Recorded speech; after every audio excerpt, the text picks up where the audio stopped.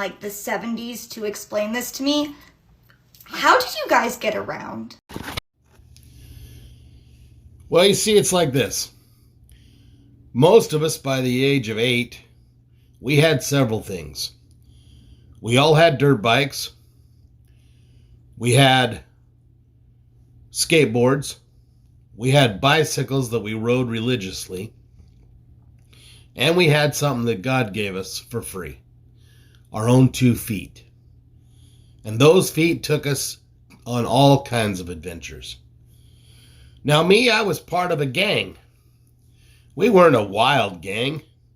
We were called the Puddin' Pond Gang.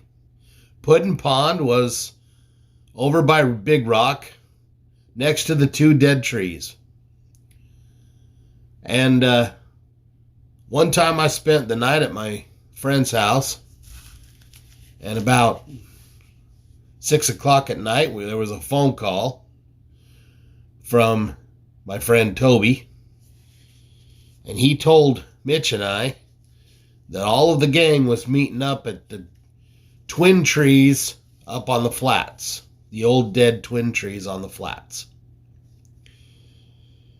Well, we knew exactly where that was. That was up around the third hill in the middle of the flats, in between the 2 subdivisions.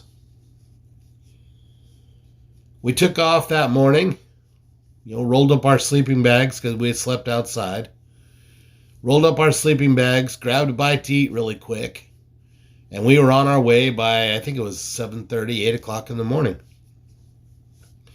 We met up by the old twin trees, and we took off across the flats, went up into the canyon, went past the water plant, up into the hills of the mountains, and hung around at one of the campsites up there. And then later in the day, we got onto our inner tubes, and we floated down the river. And when we got done floating on the river, we walked the 6.5 miles back to our house. That's how we did it. As long as we were home before the streetlights came on, we were fine. There were no drugs, no alcohol, no cigarette smoking, no stupid stuff like that. It was just a bunch of obnoxious, bratty little kids running around playing hard.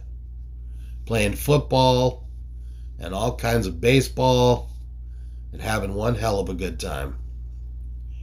We knew how to do it back then.